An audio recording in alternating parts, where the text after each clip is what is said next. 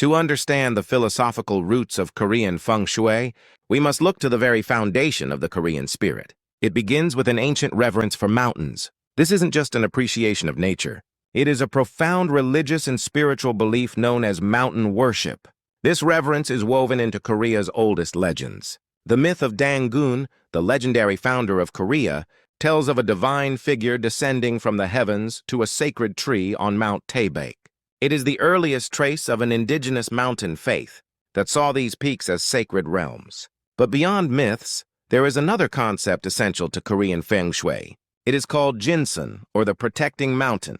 Historically, Koreans believed that certain spiritual mountains guarded the nation and local communities. If you look at the layout of traditional towns during the Joseon dynasty, the administrative and military centers were almost always nestled under the embrace of a Jinsan.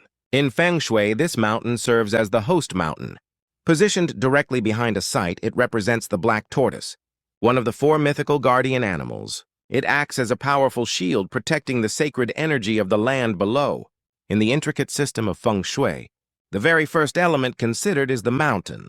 But there is a crucial shift in perspective needed to understand this. In Feng Shui, mountains are not seen as static piles of rock, dirt, and trees. They are viewed as living, breathing organisms.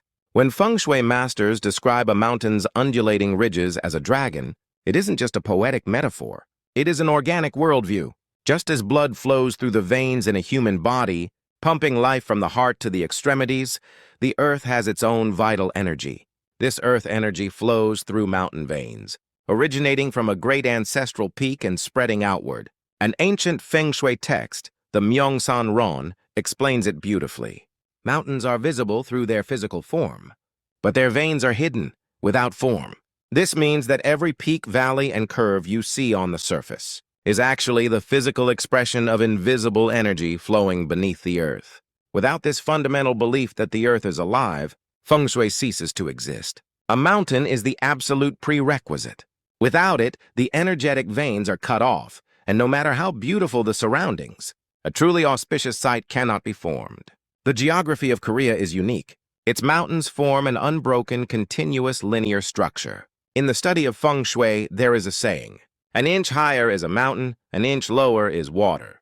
This implies that even on seemingly flat ground, underground energy veins are constantly connected. The Myeongsan Ron perfectly captures the start and end points of this energy. Mountains share the same root, but end differently.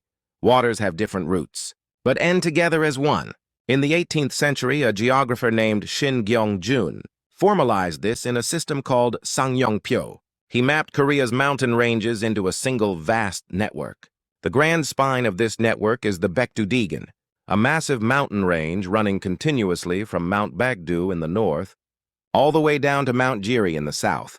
Here is the fascinating rule of this system. If you start at Mount Baekdu and travel strictly along the mountain ridges, without ever crossing a river or stream, you can reach the hill directly behind almost any ancestral village in Korea. Because mountains form a continuous line, a core geographic principle emerges.